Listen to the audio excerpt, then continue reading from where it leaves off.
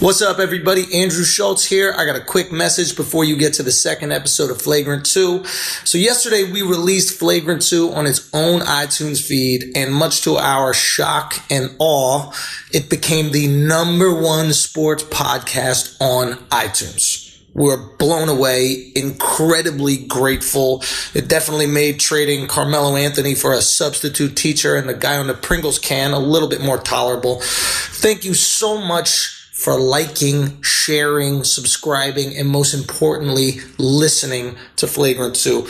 Now, if you're listening to this right now, you're listening to Flagrant 2 on the Brilliant Idiots feed. And we would love if you brilliant idiots would make Flagrant 2 part of your podcast rotation. All right? We drop it every Tuesday. Tuesdays are Flagrant Tuesdays. So make sure that you go and subscribe. You can subscribe at Flagrant 2, No Easy Buckets on iTunes. It's on SoundCloud, Google Play, Spotify, all that good shit. Make sure you go subscribe. This will be the last episode that we post on the Brilliant Idiots feed. So from now on, the only place you can get it is the Flagrant 2 feed. So please subscribe. Thank you so much for your support. Thank you so much for making us #1, and enjoy the episode.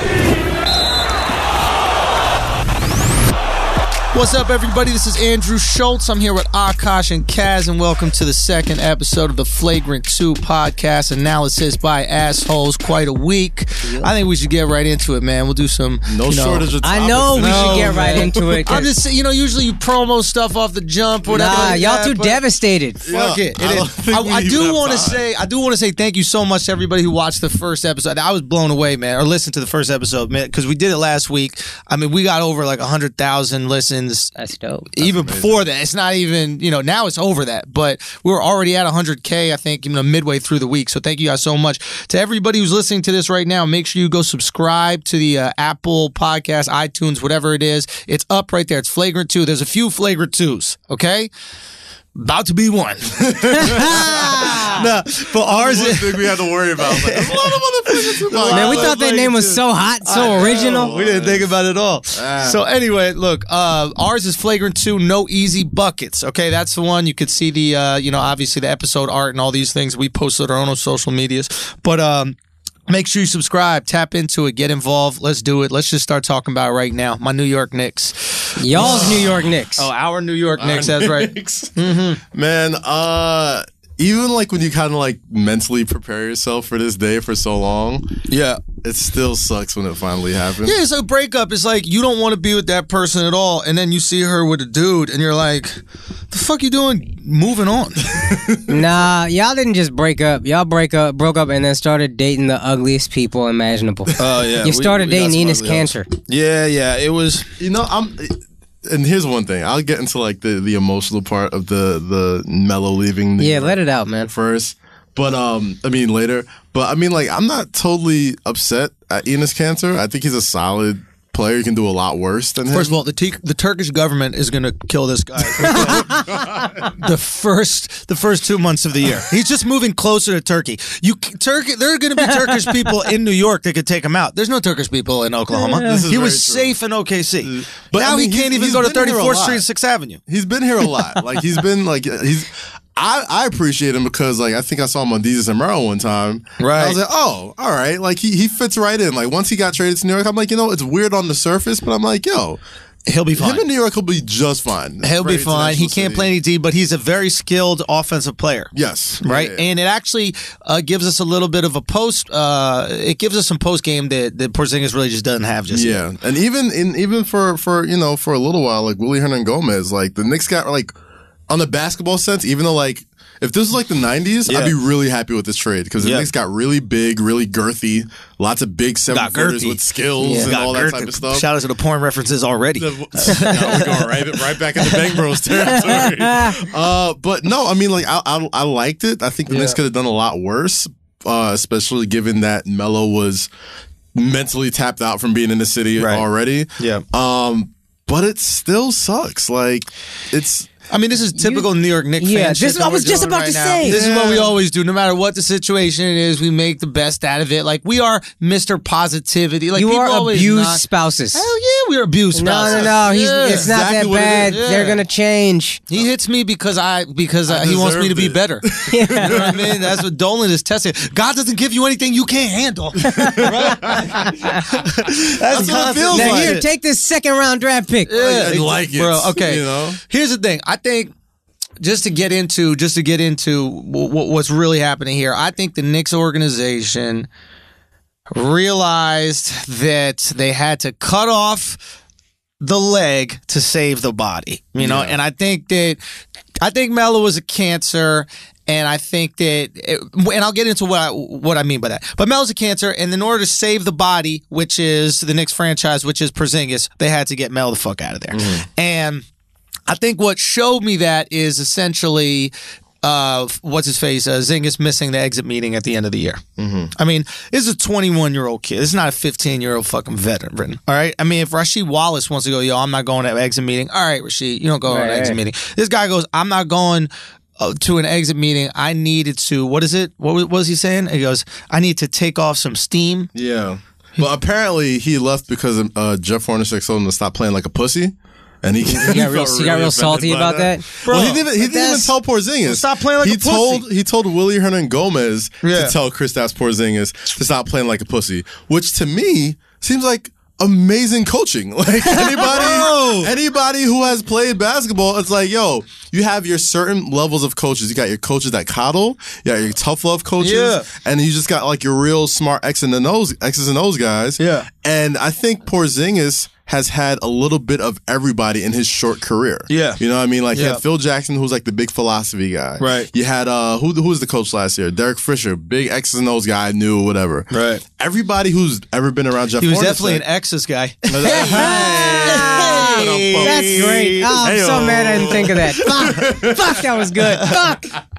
And anybody who has played for Hornacek or who has played against him as a player, I say he's a very hard-nosed, no bullshit type of dude. I like it. And to have a career and be that white. Yeah. Like he was, you know what I mean? Like he's the whitest, scratching his face to say hi to his wife and kids. This is the whitest man in America. Yeah. Played in the NBA in the 90s. Yes, the rough and tumble and 90s. Was good. In Utah. And and was good. Yeah, he really good. And Jerry Sloan coached him, so he's gonna be a hard ass. Exactly. And him telling Kristaps Porzingis to stop playing like a pussy was probably some of the best advice he can get at the time. Honestly. I just think it's weird that a player at 21 thinks it's okay for him to say, hey, I need to go clear my mind. Millennials. But this motherfucker's supposed to be growing up in Latvia. You know what I mean? Like, you're supposed to have it hard. Exactly. So you got bullet holes in your national monuments and shit. You're not supposed to need to clear your mind. Jerk off. You're 21 years old. When you're 20, listen, I haven't had Get drunk. I'm 33. I got to clear my mind now. Do you know what I mean? Clear mind is a 30-year-old shit. Yeah. At 21, when did you ever go, you know what, I need some time to myself so I can think about things, so I could decompress? The fuck is wrong with you? Play basketball for a living. Shoot some free throws. Oh there you go. Your mind is clear. Yeah. You whack off and shoot 100 free throws, you could do anything you want at 21. No, I mean, you know what? I get it because, like, you know, in most cases, he's probably looking at all these other young stars that he came into the league with, right? Probably looking at Karl Anthony Towns and D'Angelo Russell and like all these guys who've kind of had their trials and tribulations. And no matter, say what you want about either organization they came from, they've gave them every opportunity to succeed. Okay. You know what I mean? Like Karl Anthony Towns, as great as he is, he's never had to deal with another alpha on his team and have them make it work directly coming to the league. D'Angelo Russell, as soon as he came to the league, Lakers gave him the keys like, dude, sink or swim. Here you go. You know what I mean? And Porzingis hasn't really had that yet. So it's kind of like he's... And on top of that, you know, this past season when you had Phil Jackson doing all the wild shit, and the melodrama, and Derrick Rose missing games, like the Knicks were a dumpster fire last year as an organization. So it's like, yeah, I get it. If you're 21 years old and you're looking at all these guys rising and you know being like MVP candidates, and like you got Giannis Antetokounmpo who's like taking these leaps and all this stuff, and you're supposed to be a better quote unquote prospect than these guys. I get it. I see why you would need to take some time off. Can I say one thing? Stop enabling this shit, Cass. Yeah, no, I want to say one thing I want to say one thing to Knicks fans and all fans of the NBA, really. I I was so tired of seeing Phil get dragged, and Phil doesn't know what he's doing, and Phil has lost it. The Knicks are terrible. They're always going to be terribly run. And the reason Kristaps walked into a shitty situation is because they signed Melo to a huge contract and built a terrible team around him, and then traded mad first-round picks to try to build a second-round playoff team. Not wrong. Not wrong at all. Here's the thing. Where is Kristaps picking up this stuff? And to be honest, and I'll be honest with you, from my understanding, the people I've spoken to, it's not Kristaps as much as it is his posse. Yeah, and I use the word posse specifically. Yes, I was about to say. Because this dude got a posse too. He got a posse of hooligans and thugs. Okay? Latvian posse? Say what? He got the Latvian posse. A lot of it is his brothers too. So he has these two, I think it's two brothers that are around him. And what Martins they're doing, and some other guy. whatever, some shit with hella J's and I's in it. So they're around him, and they're basically telling him exactly what he can get away with. Now, where do they learn this? They learn this from Melo. Melo don't practice. Melo complains about shots. Melo's bitching constantly about the team and the direction of the team. And Melo sure as fuck ain't going to no exit meeting if you don't want to. So you got these brothers that are surrounding him, and they are cancerous. All of a sudden, the gangrene is starting to seep into Porzingis, and the Melo the organization goes, look, is it the best thing for our team to let Melo play next year, opt out, and get out of here? No. Is that the best thing? I actually think, financially speaking, it would be best, right? Because they could save about $28 million the following year, then have no other contracts on the books. Yeah. They would. Financially speaking, they save about it would be $28 million on the final year. He would opt out. He'll go play with Bron or whoever he goes to play with. And you got to rebuild and be shitty. Okay, so you have one more shitty year, right? But you can't risk the gangrene seeping into Porzingis. So you get rid of Melo and you test the trade market, and in one of the most sad things in recent NBA history, the trade market for Carmello Anthony, whether you like it or not, is soft. We can talk about how great his skill set is. Is it really, though? It's soft, but it's not that soft. And a fucking totem it's soft, pole. but it's not that soft. It's not that soft, because think about it. Look, who did DeMarcus Cousins get traded for? Buddy Hield and a steak sandwich. Like, who did Paul George get traded for? Victor Oladipo, some Sabonis kid, and another pick. It's like... These and the Knicks didn't even get steak sandwiches. They got fries and ketchup and a fucking cup of water, not even a bottle. You got a cup of ice. I just think that's an interesting thing about DeMarcus. But we also know the reason why DeMarcus was traded in that position, right? Because he's a head case. He's a head case. Yeah. He's a cancer. He could potentially ruin a team, right? Paul is interesting. I think the Paul trade has way more to do with the fact that Paul has been almost blatantly open about where he's going after this year. Yeah, right? Absolutely. But as far as DeMarcus goes, like it was your personality that's killing you. And I think what happened with Melo as well is that it's his personality that put him into this situation. For sure. I think it speaks more to the fact that in the NBA, and I might be going out on a limb here, I think the mega trade is dead. Like, I think the big blockbuster trade, like when you think about it, the Kyrie and Isaiah trade is kind of a blockbuster trade only because of the teams involved and their rivalries and all that type of stuff. Yeah. But like, superstars don't get traded for superstars like that anymore. Yep. There's always a winner and there's always a loser. Yep. There's never been, if you have a superstar on your team, you have to realize that now in 2017, you're taking a risk by putting this guy on your team that you're never going to get equal value back. Yeah. You're not going to be able to go and get somebody. You're not going to get another Carmello on the trade market. 15 years ago, Chris Webber could find out he got traded on SportsCenter. Yeah. Now, Chris Webber is just straight up like, I'm not going to resign in a year in Sacramento. I'm not going to do that. If I'm in Sacramento, I want out. It's like, bring me these trade options and I'll decide which way I want to go. Right. And it's like you can't pull that off anymore. Like it has to be a winner and a loser in a trade, and they're just gonna either get assets for you, get picks for you, or get some money off the books. But is Cleveland not a better trade if Cleveland's willing to give up Love, which I think they would have been? So there was a guy I spoke to. I have to keep off record, but he hit me up before the day before the trade was announced, and he goes, "Hey man, I can't say anything, but I'd just like to tell you that Cleveland's probably not done tampering with their roster, not tampering, but like tweaking their roster." Yeah. I go, "Really? Okay." And he hits me up the next day, and he's just like, "Hey man, I guess they couldn't find a third team for Love." So they weren't. Really? They wanted more. They were like, I'm not just gonna give up love for Melo. I need more than that, and that says a lot about Bron because Bron is basically saying, "Yo, Melo's not as good as love." Yeah, as far as with what he's building on the team, and I think OKC has some serious challenges. But here's to that real quick. I'm sorry, OKC we'll get to later, but to that. LeBron really don't want to play with Melo because he could have had Melo, Dwayne Wade, and whoever else on the team. Like that banana boat team they've always talked about. He'd have had 3/4 of it or whatever. He's a Chris Paul away from everything he dreamed of his whole life. Sure. All that tells me is that LeBron is a better friend than me.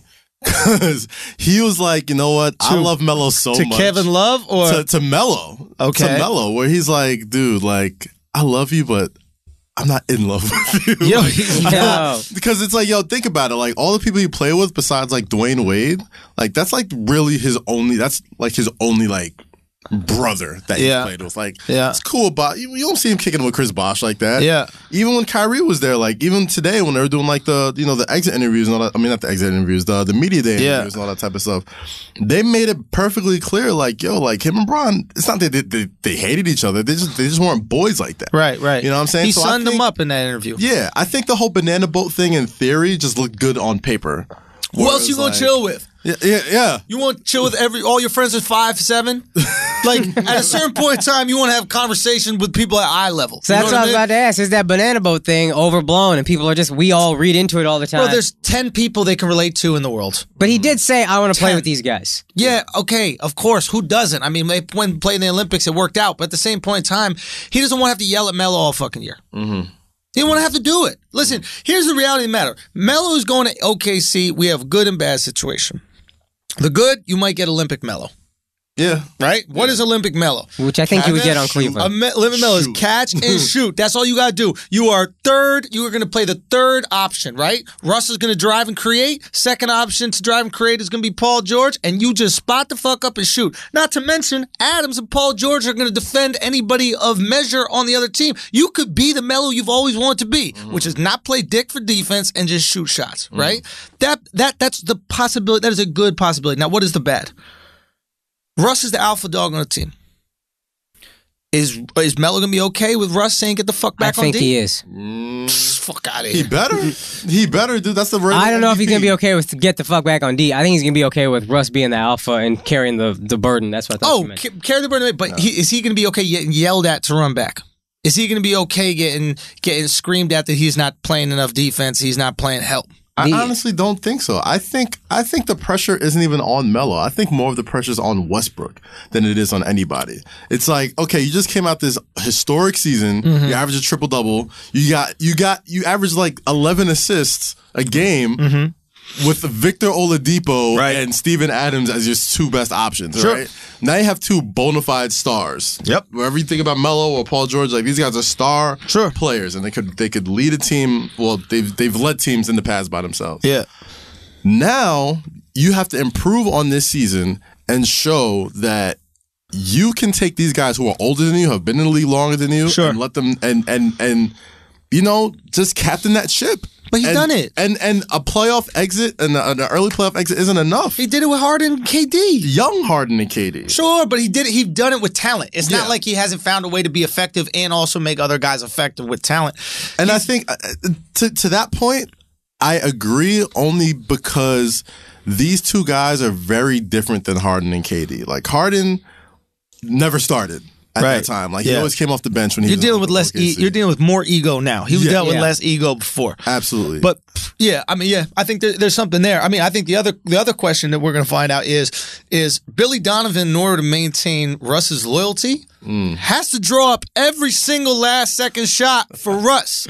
You to keep his loyalty, right? That's my man who you have a 5-year contract with. If you want to keep your contract as a coach, you got to take care of him. Melo's on the books for 1 year. Yeah. So you gotta write every single Russ play up this for year, Russ. Right? He hasn't No, he re-signed. Russ could opt out. He could opt out next year. He could. Yeah, he has a player option. He has an October 16th deadline to pick up like a 5-year, $207 million. My understanding was that the implication was he was going to stay. Oh yeah, he's been pretty offer's on the vocal table. about The extension's on the table. Right. But he could opt out next summer. And fair enough. That being said, you want to have, if you don't want to lose him, if you don't want to lose his loyalty, you got to write up the play for him, right?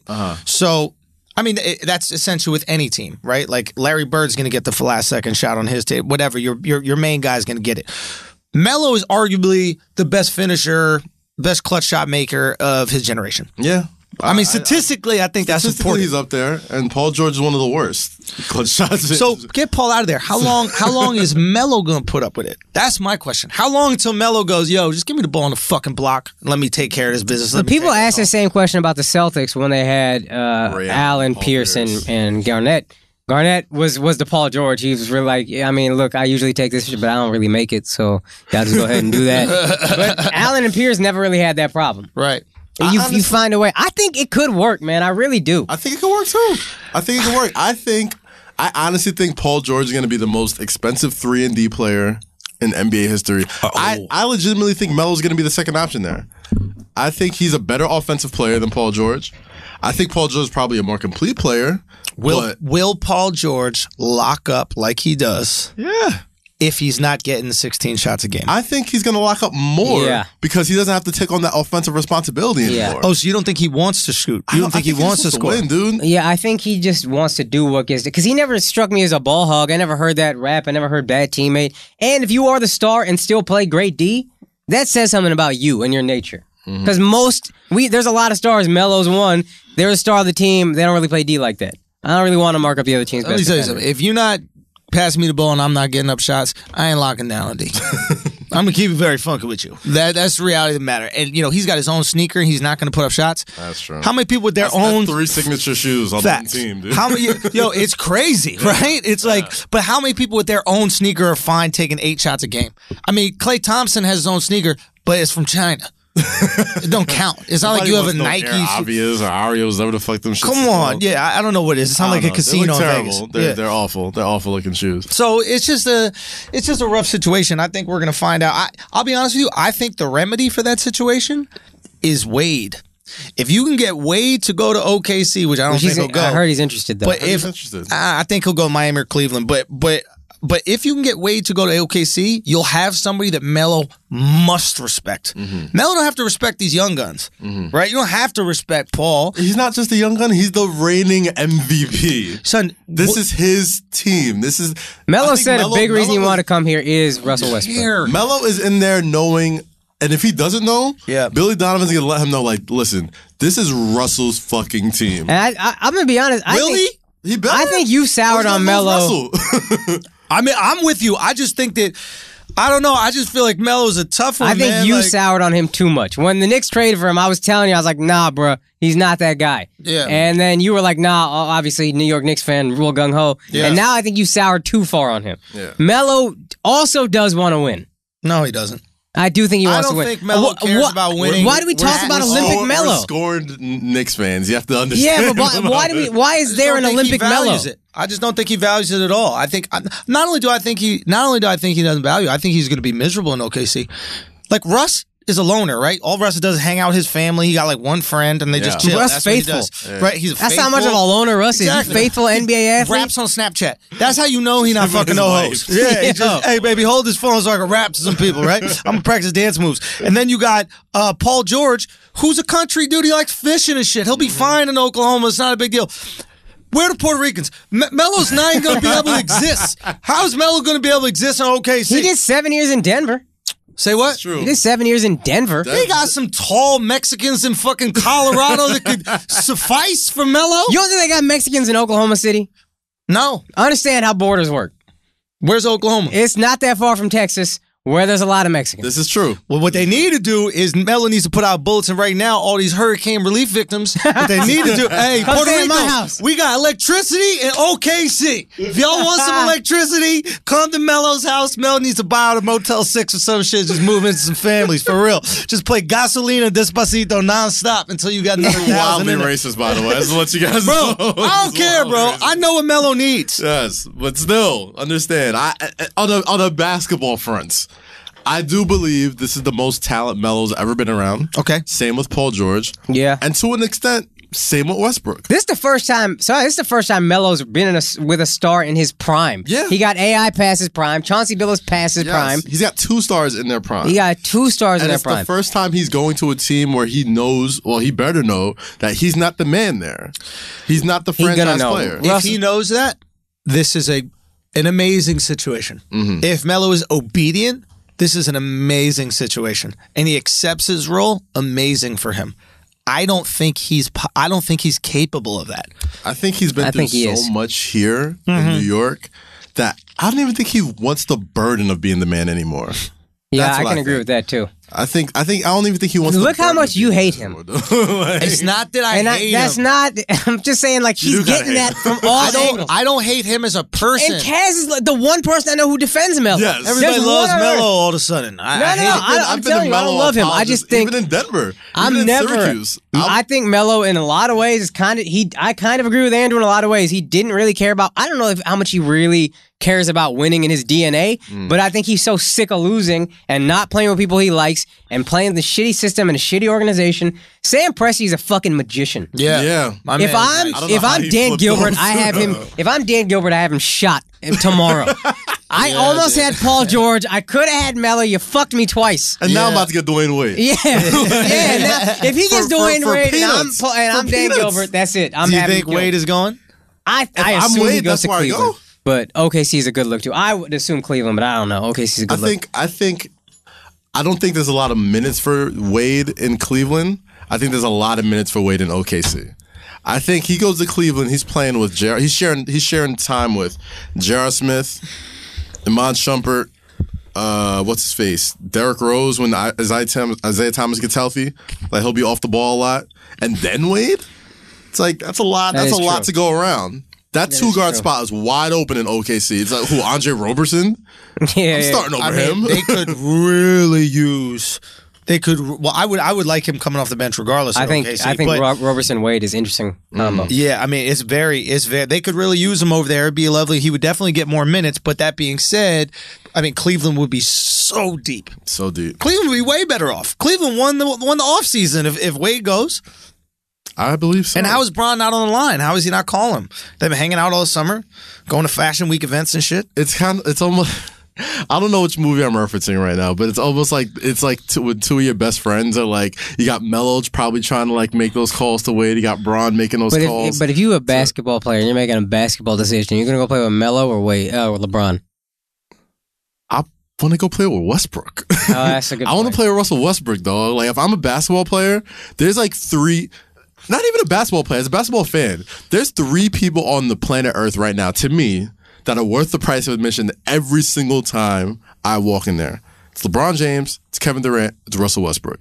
Every single time I'm watching this dude, he's a force of nature. Yeah. And it's like he takes the pressure off of everybody, for good or bad. Yeah. He shoots himself into a lot of bad situations, but like he calmed that down a little bit last year, but he really didn't have a whole lot of help, and he still won like 50-something games and went to the playoffs, first round, whatever. Yeah. Like, at this point in my career, I don't know how many years LeBron got left in him. I don't know if LeBron's staying next year.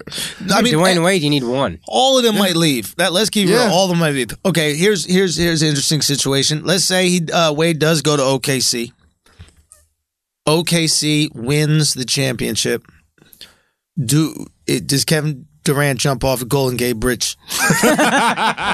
Does he become the most famous suicide victim of the Golden Gate Bridge? I'm rooting for OKC so hard. Oh, how could you not be? Think about it. How could you not? Oh, what sweet redemption. Yes. Oh, God. It's unbelievable. I love you. I always bring pro wrestling into this. Go. But there is nothing like this is such a perfectly scripted redemption story for Russell Westbrook. Yeah. He was the maligned, bad shot taking point guard, couldn't lead a team, couldn't do this. Yeah. Kevin Durant, for better for if he said it or didn't say it, he indirectly said, I can't win with a guard like you. I can win with a guard like Stephen Curry. So I'm going to go win with him, right? He leaves. Russell Westbrook has the historically great NBA season. Yeah. He sticks it out in the small little, Chesapeake Marina, wherever that he fucking plays the cow tipping in Oklahoma and all that type of shit. And not only that, he sticks it out. He gets 2 All-Stars. He gets a team that is arguably, if they make it work, better than his best team in Oklahoma City. Yeah. And they have the firepower to go man for man with Golden State right now. Like, firepower wise, like they have a puncher's chance. I wanted to ask, but I was afraid to because I was afraid it was going to get shot down immediately. Dude, they have a puncher's chance against those guys. If they make it work, like just as far as just talent wise. And matchup wise, a little bit. Like, nobody can shut down Durant, but a good defender for Durant is Paul George. Paul George could take him. I think Paul George could take him. I think it's a push. He gets a slight edge. Oh, Paul George would be a great person to guard Durant. Yeah, if I had to choose somebody in the league, the length alone. Yeah, that's what I'm saying. Right? Durant, again, offensively is a force, to use your word, but Paul George is a great option to defend him. Andre Roberson. Roberson locks up Clay. Roberson locks up Clay.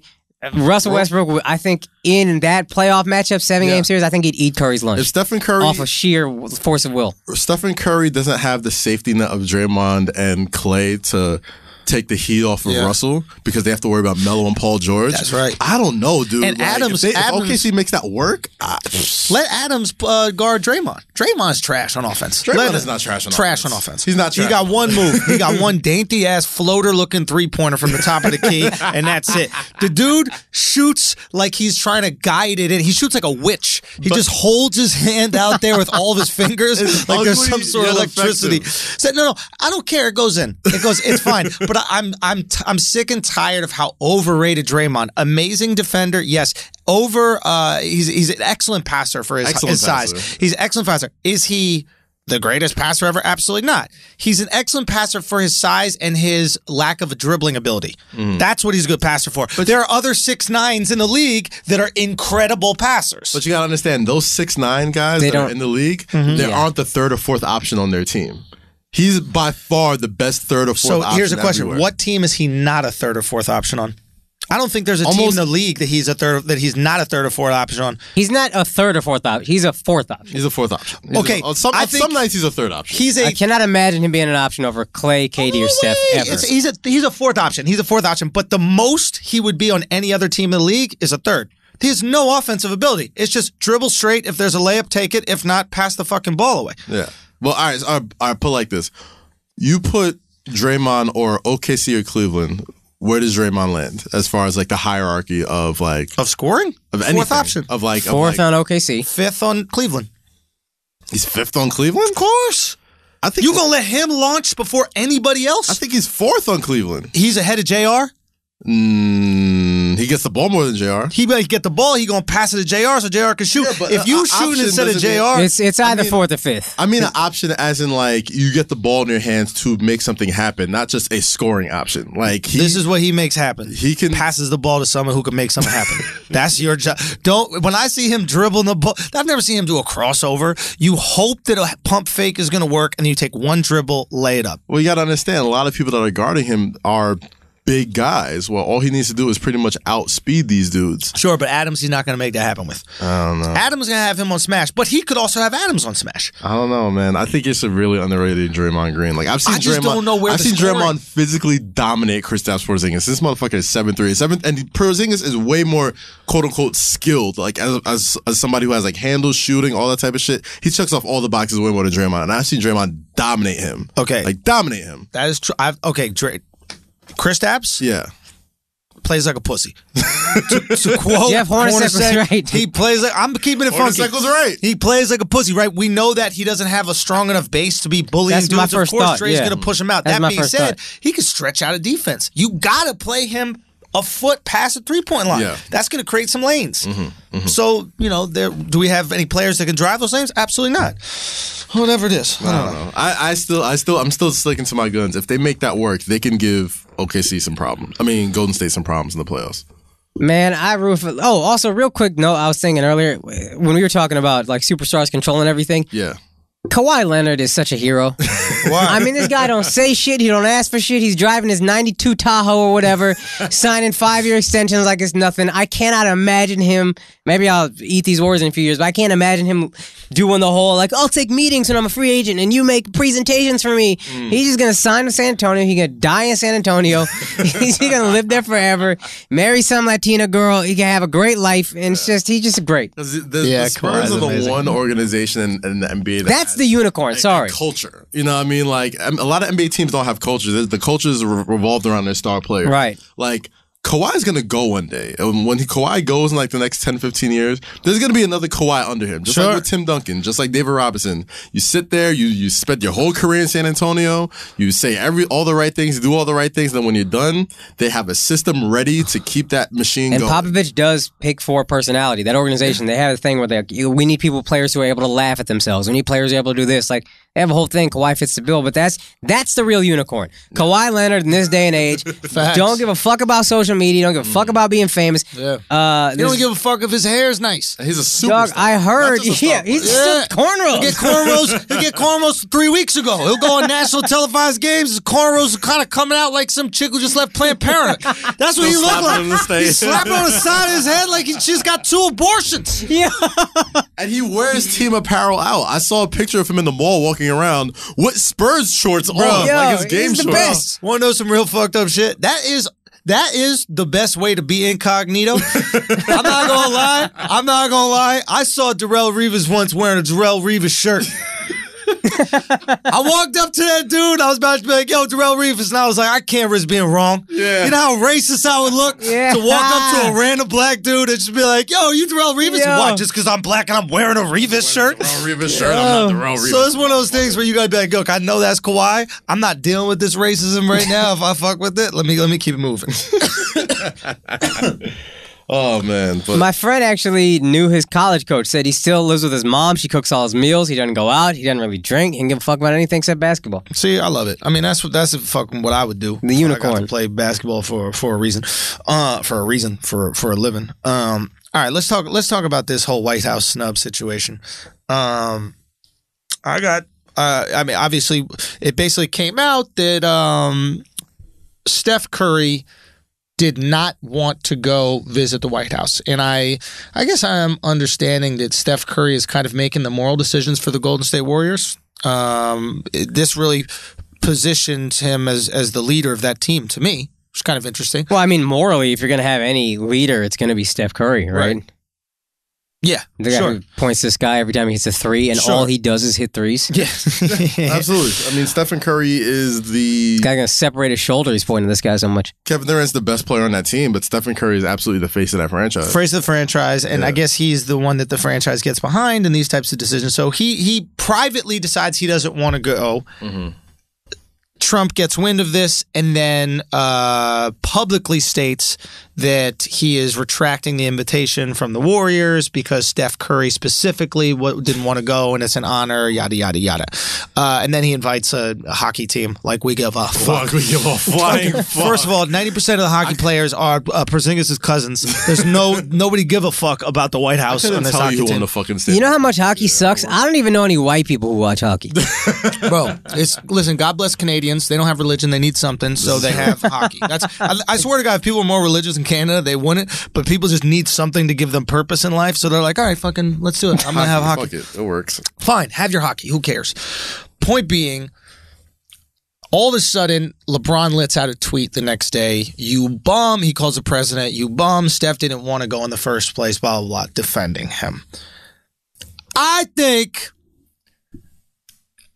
think LeBron does agree with these sentiments. Watch your words. But I also think LeBron was not about to let Steph Curry be the wokest motherfucker in the NBA. I really think LeBron was sitting there like, hold the fuck on. You're not going to be the one that turns down a trip to the White House and gets all the credit and be this handsome-ass little light-skinned motherfucker over there at Golden State shooting three-pointers and shit. Fuck this.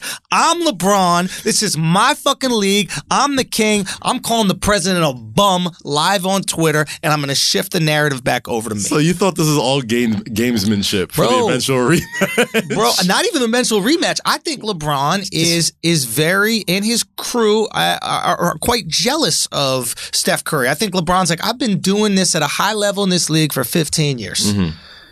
This motherfucker has been doing it for 3. And you ready to hand him the keys? Well, he's got 2 chips and 2 MVPs. Fair. Don't get me wrong. I'm not saying he hasn't been on an amazing tear in the last 3 or 4 years. Mm-hmm. That being said, I think there's a little bit of LeBron that's like, yo, he didn't earn this shit. I've been grinding for all this time, and you're ready to give it away that quickly? Not how it's going down. I'm changing the narrative over to me. I think LeBron is a very calculated guy. I don't think he ever does anything without extreme calculation. I think in this way, he gets to kind of support Steph with something he does believe. I truly believe that he cares about the sentiment, but he also gets to shift the attention back over to him because it's daddy's league. I kind of believe, well, first off, anybody who's played any type of athletic sport, an athlete calling you a bum, and I tweeted this, an athlete calling you a bum is the equivalent of anybody calling a woman a cunt. That is like that is the harshest thing you can say to somebody. Yo. So like when he said you bum, I felt that in my soul. Like if you're a professional athlete and an athlete calls you a bum, like there's nothing worse that they could call you in the entire English language. So I feel him on that. Yep. I do think he legitimately felt those things. Agreed. Do I think that there's a small part of him that wanted to take away that attention from Steph over something like this? It makes sense. You feeling it a little bit. You know, I'm gonna tell you why. I'm gonna tell you why. Remember that pretty light-skinned motherfucker that went to high school with you, bro? Remember all the bitches he was getting? You remember his soft-ass game just shooting up threes while you were out there in the paint? I don't think bruising motherfuckers, Kaz. Think about all the things you had to go through. Parents threatened to send you back to Nigeria. You know what I mean? Think about everything you had to go through. You look at this little motherfucker, look at his perfect family. There we go, Kaz! For Nisha! I'm gonna give it a buck. I do believe there's a small part of that. The only reason that makes me believe there's a small part of that could be true is Kobe Bryant's response. Talk to me. Because Kobe didn't say anything until LeBron said something. Ooh. And then it was just a whole domino effect of like, oh, well, if he's going to say something, I'm going to say it. Then it was Richard Sherman. Then it was all these quarterbacks. Then it was all these teams. And now it's like, okay, what are we really going against the president for right now? Right? Because it went from, the first thing was, okay, I wish all these players that kneel during games or in the anthem get fired or that, right? The NFL players take a stand against that. Then it just so happens that, you know, media rounds are starting to happen for the NBA teams.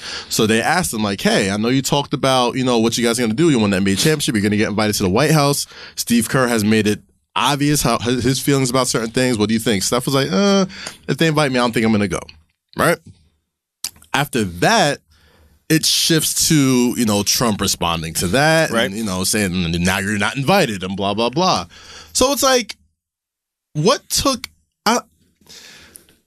I conspiracy theory everything. Go. So I'm like, why did it take until the beginning of the NBA season for all these people to finally get this swell of confidence to finally speak out about this guy who has done nothing but said awful things about all these players, about all these people's races and families and everything since even before he got elected. Sure. You know? I think the NBA wanted to show up the NFL. They wanted to show them up. Really? I think they wanted to be like, yo, we're watching all these NFL players being afraid to take stands and like blackballing this guy Kaepernick out the league and all this other stuff. Yep. And Adam Silver sent out that memo in the beginning of the season before the media days, like, yo, I want our players to be able to say whatever they want, do whatever they want. This is a free country. This is that. And the NBA collectively was like, yo, we're not going to let the NFL show us up. Fuck this. This is our year to take over as the #1 sport in America. Yeah. And LeBron led that charge. Like, we're going to have our guy. Obviously, I don't think there was like some big Justice League sit-down meeting where we're like, this is what we're going to do type of thing. Yeah. But I do think once LeBron took that narrative from Steph and kept it going, and then Kobe said what he had to say, I think the domino effect just started to happen. And it was like, yeah, the NBA is really coming for next this year, and in every way, shape, or form, in money, in TV ratings, in cable deals, all this type of stuff. Not beating your wife, not getting CTE. Exactly. A lot of things that they're really successful at. The NBA wants to become America's game now. It is. It's already a world game next to soccer. Right. Like, I think this was their stamp to be like, yo, we're not going to be the NFL. Like, I think that was the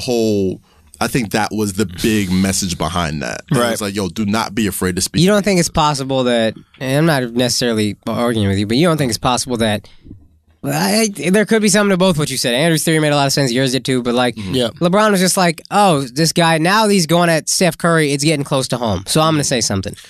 And then everybody else is like, all right, if LeBron can say something, I can say something. Mm-hmm. The biggest dude, he's already taken the arrows for us. So now it's easy for me to come up and just tweet my little thing that's not going to get nearly as much attention. And then I'm emboldened by his braveness and let's go. I agree. Yeah, I think there's something there. I think there's something to that. And he must know that, okay, in 2 days, I'm having the NBA Media Day.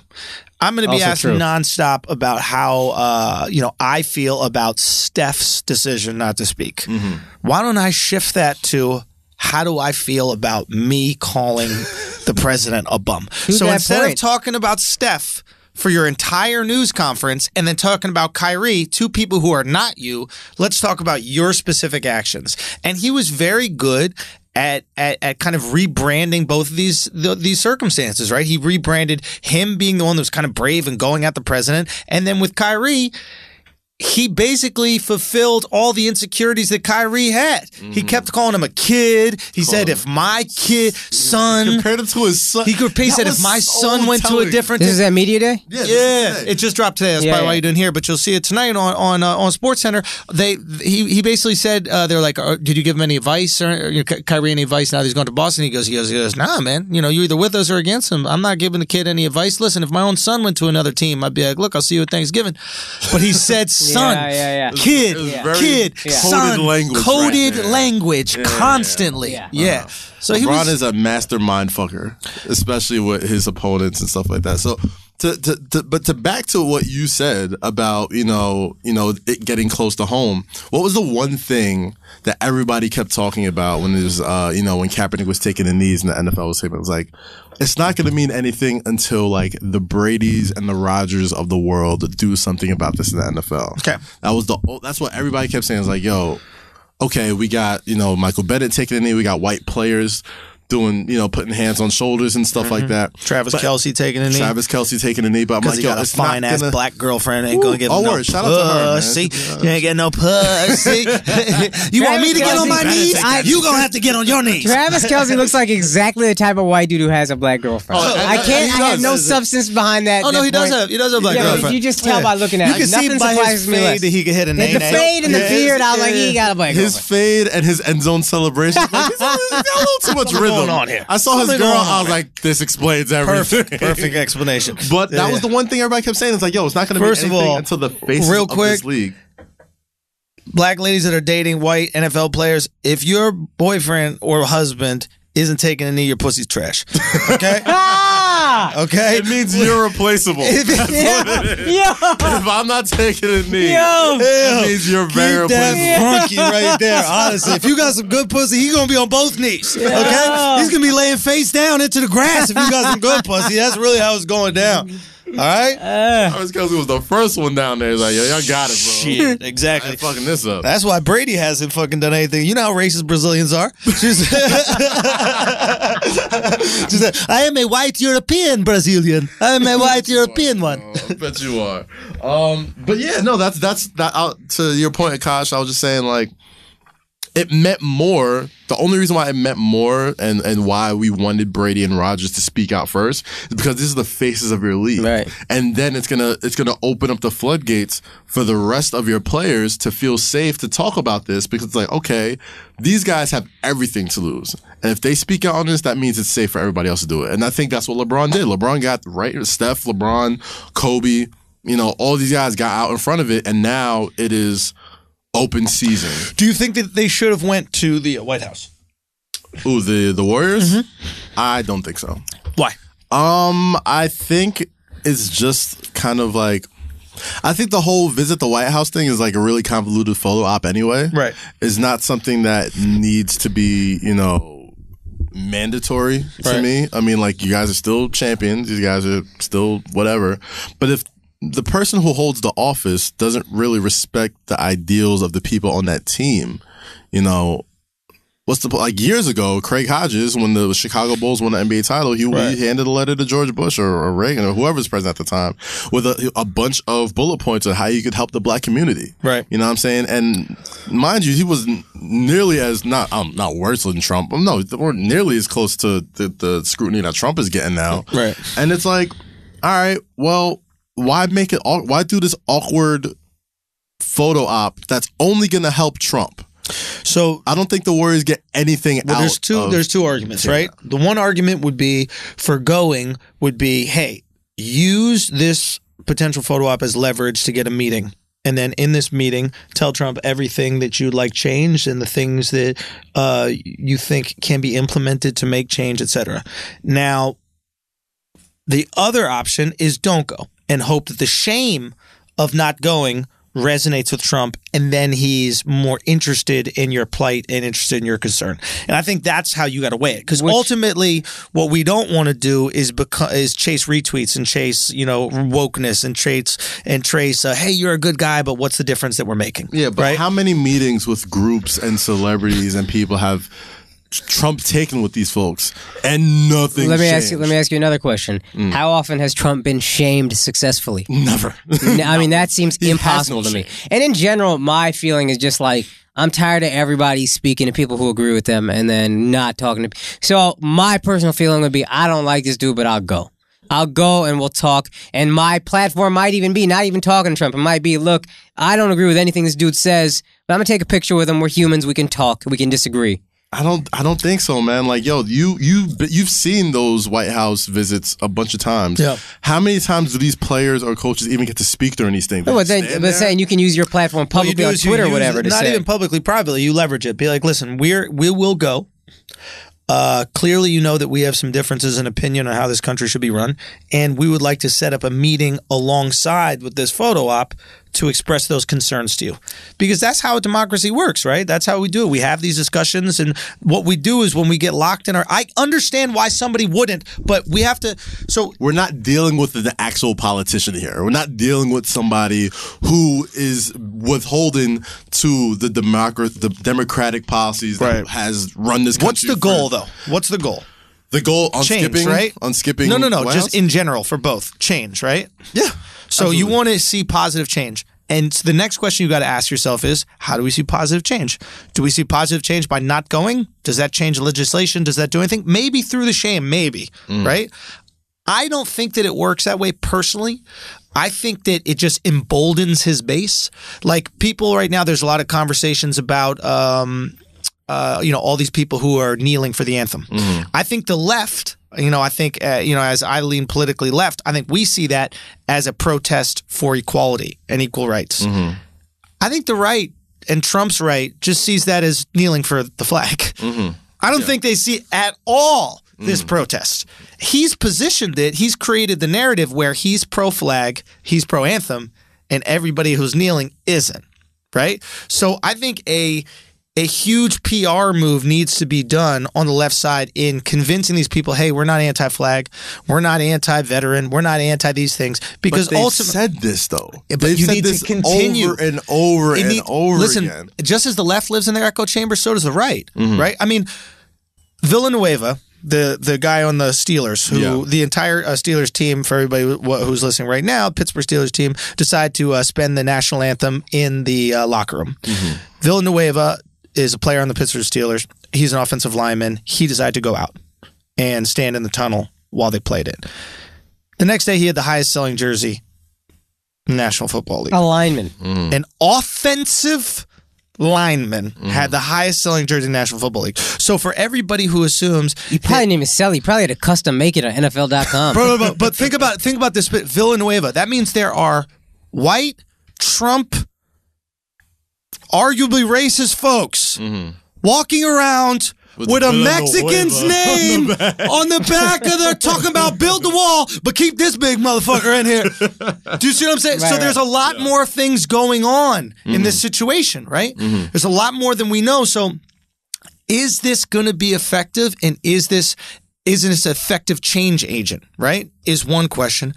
And I think the second question, which is very interesting, is where were all these people before? What do you mean? Oh, the NFL players. NFL, because absolutely. Are you my biggest question is, are you anti-Trump or are you pro-Black lives and pro-Black equality and equal treatment? Because you had a couple weeks before Trump tweeted anything to sit down. You didn't. Trump tweets one hot shit and you're like, oh, I'm going to show everybody how woke I am. I'm definitely sitting down. What about last week, dog? I'm going to agree with you 100% on that. I thought Sunday's protest demonstrations, all that type of stuff was super bogus.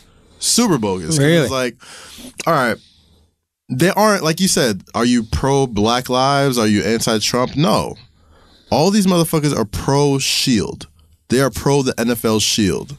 That is it. That's all they kneeled for. That's all they linked arms for. That's all it was for. It was like, you're not going to disrespect the NFL shield, Mr. Trump, and we're going to show you by our solidarity behind that. All of that got lost in the message of why people were kneeling in the first place.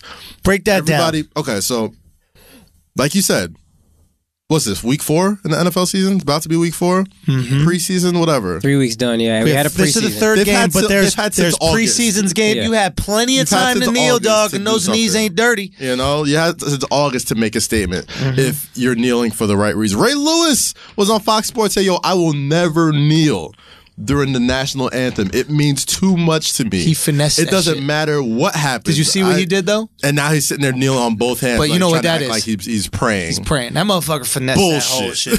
He's just showing off that fake-ass painted hair. Full bullshit. And that was my whole thing. The only reason why people did anything of any of this sort yesterday is because the NFL teams told them it was okay for the first time. It was the first time. They all put out little statements. They all put out little press releases about what Trump said. They said nothing about Black equality. They said nothing about police brutality. They said nothing about all that. It was all about protecting the damn shield. And you want to know some bullshit? You had all these owners and you had all these coaches that came out and made statements that were anti-Trump, right? Where were all these owners and coaches when Cap needed a job? Now, Trump, where are they right now? Now Trump is in the perfect position, right, to call them out on their bullshit. You're falling for these traps. They are bullshit. On some real shit. I think that Trump's laid the trap for these motherfuckers. Oh, Robert Kraft, you going to say something against me? You just gave me a Super Bowl ring a couple weeks ago, pimping. So which side you really on? Woody Johnson, you're on my cabinet. Come on, you know what I mean? Donated $1 million to my inauguration, and you're sitting there linking arms. So the national anthem. Like, it's a lot of funky shit going on. And again, I'm not necessarily shitting on the player who is trying to provide for his family, who's trying to provide for his cousins, who has extended family members, who's probably paying for them to go to college so they can change. They can really bring up their entire family out of poverty. That's a reality for a lot of these players. Let's keep it real, right? Especially if you're a player who's making decent money, you're probably lifting 20 people out of poverty. Yeah, agreed. Okay? There's nothing wrong with having an emotional tie to your close family and wanting to keep that and not wanting to risk that. I get that, and I understand who you're playing for. But there's also something in humans that allows us to be part of a cause that is bigger than ourselves. It allows us to believe in religion. It allows us to go to war. It allows us to fight for all these things. And I can see how you might get caught up in this situation and want to be part of it. I would just hope it's for the right reasons. Yeah. I the one thing that really bothered me about yesterday was the people kneeling, the people sitting during the anthem, the people doing all that type of stuff. The reasons why Kaepernick and Michael Bennett and all these other players knelt during the anthem was completely lost on everybody. It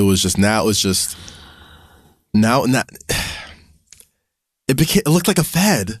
It looked like a fad yesterday. That's the shit that kind of bothered me about it. I'm like, it looked like it was the cool thing to do now, and you're not kneeling. It looked like tweeting about being charitable and not giving $1. Exactly. It looked like taping. Look, I'm going to give $5 to this homeless. To the homeless guy, but you videotaping it, to post it out there. Yeah. It's like right now, it's super safe to do that. And I get it. Kaepernick was one of the first people to do it. He kicked the doors down. He had to fall on that sword for it to even be a thing. Right? But the message to some people got lost completely on the way.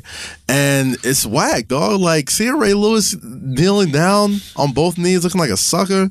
Like, shit, LaShawn McCoy only a few weeks ago was saying how, this doesn't even really deserve attention. Kaepernick's not playing because he's a bum. This motherfucker was stretching. Yeah. He was not even kneeling. Like, that is blatantly disrespectful. Yeah. Like, on all accounts. Like, there's no way you could spin that. Like, if you're taking a knee because, originally Kaepernick was sitting on the bench and he talked to a war veteran. He's like, listen, this has nothing to do with the army. All this. What can I do to make, And that war veteran did not say calisthenics. No. This motherfucker sitting there stretching his glutes out during the national anthem. Like, that is like, wow. That's disrespectful to the flag. Yeah. And it's like, okay, now look, I'm gonna be way more, over the top now. And it's like, it's corny to me. It's corny, and I get it. Not everybody probably thought like that. I think not everybody. I think there's a good chance there's a lot of players that wanted to kneel for the anthem initially. Yep. But now had like the perfect opportunity to for the right reasons. Yeah. But yesterday just rubbed me the wrong way, man. I also think that you can support black equality without kneeling for the anthem. Yeah. And I think that's another thing that gets lost here, right? We got to make sure that we don't hop into this, it's this black and white. Yeah. Often there's no nuance, right? It gets black and white. Like there's this idea like silence is violence, meaning like if you're not out there fighting the fight, then that means you're actually helping the oppressors. Yeah. And that's not the case. I mean, for Villanueva, and I was upset about Tomlin for this. This guy did 3 tours of duty in Afghanistan. The thing that makes you go through that is your love for country. Patriotism. There is nothing else that motivates you to go through 3 tours of duty anywhere else. Also, is he, I don't know if you know, is he first generation? I'm not sure, but Tomlin said he was like, we said we were going to all do it as a team, and I wanted to do it all as a team. And it's like, my man, he did 3 tours of duty. I think you got to respect that. And me personally, I would stand for the anthem. I still will stand for the anthem, and I've explained why. That being said, I completely support somebody not doing it. I like the idea of locking arms, to be honest. I like the idea when a guy is standing and then his teammate's next to him and he has his hand on his shoulder. Like, that solidarity is actually beautiful. To be honest with you, this is the most that I've cared about the anthem. In a weird way, Colin Kaepernick made the anthem hot. Trump and Kaepernick brought value back into this anthem. We took it for granted. It was like some shit in school where we pledge allegiance to the flag, United States of America. Like, it was just you went through the motions, right? We would listen to the anthem like, all right, let's get the game going. You make the plans go, boom. Now, when we see that, we see the importance of feeling a part of something, and we recognize that there are people who don't feel part of it. Yeah. And that resonates with you regardless if you agree with them or not. Yeah. It resonates with you that there is something bigger than yourself, and some people don't feel included in that. And whether you agree with them or not, you have to acknowledge it. And I think we will see something positive from this. I think right now people are reactive. They're a little bit angry, right? It's like someone says, it's like someone cuts you off in a car. You say fuck you, they say fuck you. Maybe 10 miles later, you guys are at the drive-thru together, and it's just like, man, I didn't mean to say fuck. You know what I mean? Yeah. You just cut me off. It's like, I didn't see you. All right, man. Well, that's my hope. That's my hope. My hope is like all this dialogue, all this action that people are taking. Like, my hope is like at the end of the day, after cooler heads prevail, everyone's like, all right, listen, let's... Hopefully, but my big fear is nobody's listening to people who disagree with them. And that's, again, the reason I would go to the White House. Not even because I think Trump will listen, but because I can say, look, we got to listen to people who disagree with us. We got to talk to people who disagree with us. Even if Trump's not going to listen to a word I say, we're going to talk. Even if it's just a photo op, go talk to somebody you disagree with. Go get somewhere. I could agree with that, but... Both sides didn't do it. No, on either side. Like both sides didn't do it. Like, I'd love for the Warriors to go to the White House and have that conversation, and then take everything that Trump told him and try to hold him accountable to that, regardless if he'd done nothing. And I understand their reluctance, because they could also be saying he's just going to use this as a photo op, and he's going to say, hey, these guys are on my side, this, that, the other. That's fine. But I would also like, because NASCAR came out and said if any people don't stand up for the anthem, then they should be fired. Yeah, well, who gives a fuck about NASCAR? Motherfuckers that give a fuck about the anthem. But Dale Earnhardt Jr. came out, and he's like, this country is built off of protests. This is built off of, freedom of speech and freedom of expression. You should never inhibit that, this, that, the other. Point is, doesn't matter, is I would love them to hop out of their echo chamber as well and say, hey, why don't you just listen to these people? Why don't we have a conversation about what exactly, are they kneeling because they hate America? No, at least that's not my understanding of it. Yeah, no, but that's my thing too. Like on the surface and a big existential thinking of what America's ideal should be, yes, we should all sit down. We should all listen to each other. Yes, I understand why, for somebody who grew up in, Kansas and middle America and how much pride they have in the country and hard work and going to war and fighting and all that other stuff. Yep. I completely understand why the anthem would mean that to you. Mm-hmm. What a lot of people don't understand is it's never really been about the anthem. It's been about what the anthem is and the flag and all these other symbols are supposed to represent. Mm-hmm. It's not about, if you fight that hard and you think that hard about how you feel about your country and people sitting towards the anthem and not saluting the flag and all that other stuff, then I'm assuming you know exactly what that flag is supposed to represent. Then I'm assuming you're supposed to know exactly what that song represents. And to a lot of people, it's, truth, justice, the American way, freedom, all this type of stuff. A lot of people do not have that shit. Mm-hmm. They don't. And it's like, yo, if you can sit here and listen to me, it's like, listen, I understand. This is why it makes me angry. This is why I've chosen this way of protest. Because all the stuff that you get to enjoy, I don't get to enjoy. So this is why we need to have a conversation. And this is the thing that a lot of people maybe don't even realize is that sometimes racism can blind you to circumstance. Mm-hmm. So I don't think the majority of racist people in this country are going, black people should get killed by the cops. Mm. I think what the majority of racist people in this country are thinking, black people aren't getting killed by the cops. They're acting crazy, and that's why the cops are protecting themselves and killing them. And I think it's their racism that sees black people in a light in which they might be violent and provoke an officer to do that. Mm. I don't even think they're aware of that said racism. And I think when you have these conversations with people, and it's very hard to accept, right? Yeah. You're sitting in a situation as a black man where you've dealt with this, right? Yes. I'm sitting in this situation as a white man where I've seen my black friends, the way the cops have treated them and not treated me. Mm-hmm. And I've also had conversation with white people who maybe might not identify themselves as racist, but I would identify them that way. Yeah. So I've spoken to, exactly. So I've spoken to these both sides, right?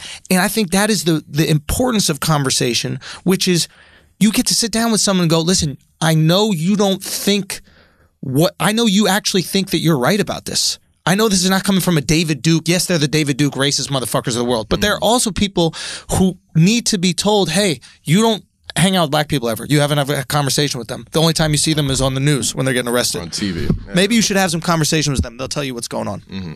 And they'll tell you about a time where you just randomly searched, ripped out of your car, somebody went through the fucking trunk, tore up all the luggage, and just left the shit. And here's another thing is middle America, there's probably a lot of towns out there with like a black person or no black people.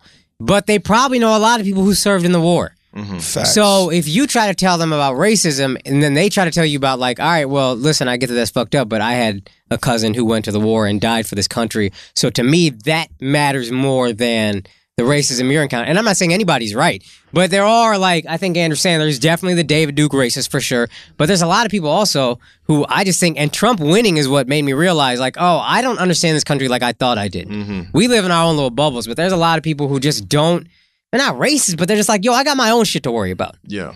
I'm a poor white dude. Nobody's talking about me. I am whatever. I'm just saying the conversation could help something. That's all. We need it. We should force people to have these conversations. Yeah. It's tough. And I feel like this is a conversation that is never gonna end. You know what I mean? Like I don't. Sure. It's the sad thing about it is it's like as a black man, like you don't ever like what's the goal? What's the light at the end of the tunnel? Like I don't see a light at the end of the tunnel. It's just justice. We just get a little bit closer each time. Well, it's justice, right? Like I think I thought about this a lot too, right? It's just like you can't stop people from being racist. Right? Whether people are going to be racist, people won't be racist, but you can't control every single person. You can't control anything. Exactly. I mean, like I see what you mean by that, but that could be taken like way. But what I'm trying to say is like there are hot flashes of racism. You're walking down the street and a Chinese guy bumps into your arm. You're like, fucking Chinese guy. You know what I mean? And then all of a sudden you're like, whoa, what the fuck was I saying? That was crazy. You're not like fucking human, heart and soul. Right? You know what I'm saying? It's like there's hot flashes of shit, right? I got totally distracted by this Chinese guy that's bumping into everybody. The imaginary Chinese guy that knocked you over. Okay, so I think, but what the goal is I think justice, right? If you were getting equal justice, like when a black guy gets killed by a police officer that we deem was done illegally, he should be punished. And once officers start getting punished for that, all of a sudden you're going to see that behavior changing. Yeah. If officers aren't getting punished for it and they know they're not getting punished for it, why would behavior change? It's very similar to kids, right? If a kid throws his food on the ground and you don't spank the kid or you don't punish the kid in some way, then he thinks he could throw the fucking food on the ground. Yeah, but it's like, and why I say it doesn't seem like there's ever light at the end of the tunnel is that it doesn't even seem like it's slowing down. Like, it happens more and more frequently. It's like, oh no, it doesn't. But it doesn't. That's not true. But it feels like Barack it's Obama said a thing. Barack Obama said a thing. I think he did a Mark Maron podcast, and he said something like, "You can't say we haven't made progress." And I think he might even said, "Unless you were around to see." But like, if you think of where we've come from, I'm not saying anything is great now, but where we've come from was. I mean, that's crazy. Yeah. No, like sicking dogs on people on TV. Like, you know. No, I can hear that. I definitely get that point of view. I definitely Change get is slow. Point of view. And it's like how people feel about New York. The only stories they hear about New York, people are getting sliced. Somebody's getting eaten by pit bulls in the Bronx. You know, pocketbook snatched. Exactly. So they come to New York, they're so afraid and they're scared. Yeah. You take the subway? I've heard so many people say it to me. You ride the subway, right? But we're in New York every day, so we live it and we know this not that crazy. And I think that's the same thing goes for definitely. I mean, I can't speak for myself, but I imagine as a black dude, it's like if every time you turn on the TV and you see some story about a cop getting killed by, a black dude getting killed by police, you start thinking, shit, every time I go out, cops are going to kill someone. But how many of your friends been killed by police? Not one. That's the thing, you know what I mean? Like, at the same time, like, it's happened in my backyard. I'm from Staten Island. Yeah. I know the block Eric Garner got choked out on. So you know what it is? It's like HIV, son. It's like none of us got a friend that got AIDS. But every time we fuck a girl raw, we're like, I hope that bitch don't got AIDS. Oh my God, please don't let this be the one. Please don't let this be the one. You know what I mean? It's like we hear the stories and it resonates with us because it could affect our fucking lives. Yeah. You know what I mean? So, and you're going to obviously have a different experience with that than any of us. It's just what it is. It's a real shit, man. And like, you know, I get, you know, yesterday's protest or Sunday's sitting or arms linking, like that was, you know, it's like you said, progress is slow. And like if this guy making fun of calling you guys sons of bitches was what made, you know, people really do their research to see why the kneeling started, and if that gets one extra person to figure out, no, it's not real, this isn't really why they're kneeling because of police brutality, then I guess, yeah. Sunday was, you know, a success. But, you know, it's still kind of finicky to me, but we'll see. We're talking about it. We're having a conversation. We're talking about it. 100,000 people going to listen to this. They're going to have a conversation with 3 of their friends. That's 300,000. Maybe 3 of their friends will have another conversation. Now we touched 1 million people in 2 weeks. And there you go. And that's all you can hope for. So, I guess. What if Trump, deep down, is just upset that he bankrupted the USFL. USFL, that was my theory. That was my theory. You know, Trump never loses, dog. And then he's like, fuck the NFL for taking me out, okay? And he spoke to his man at WWE. What's his name? Vince McMahon. Vince McMahon. Isn't Vince McMahon's wife on his team? Yeah, Linda he's McMahon, like, listen, yeah. What, NFL took out the XFL? All right, let's come together and let's take these motherfuckers out. Let's post fake CTE reports. Trump probably invented CTE. I never even heard of CTE. I thought that was Jeezy's group. Like corporate thugs? All right. What? Yeah. No. So what if that's what this is all about? What if this is payback for the NFL fucking him over back in the day? That could be it. Trump don't lose, dog. I thought I had that exact thought. That could be the most petty shit ever. Oh, yeah. That being said, I will say this. If you were a national anthem singer now, bring your A game, B. Because you are getting all the retweet. I've seen more random people sing the national anthem in the last 2 days than I've ever seen in my entire life. And Vince Staples said it best, yo. At the end of the day, The national anthem don't even slap like that. Nah, babe. This is wrong, yo. No, you know what? You know whose national anthem slaps? Fucking God Save the Queen. That shit is hard. I'm about to walk out the fucking room right now. God Save the Queen don't hit? Bro, do you see this colonized ass motherfucker? This motherfucker. Bro, there's no... Bro. They in your head, bro.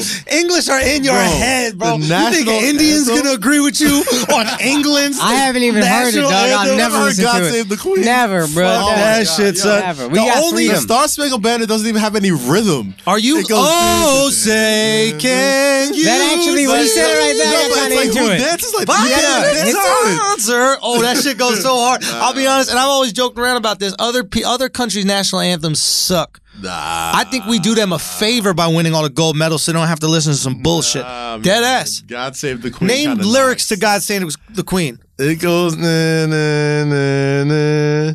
I don't know the actual words, but I know the melody. That's it. But that's it. A fire song. I don't even know the words. I know the melody. I'll keep on my head to this. No, US goes harder than whatever you just did. It's the best. I see the other athletes happy. The Genuinely only reason why I know happy. our national anthem is because we've sung this shit. Yeah, but hit that again. Hit that beginning again. What? Say. It sounded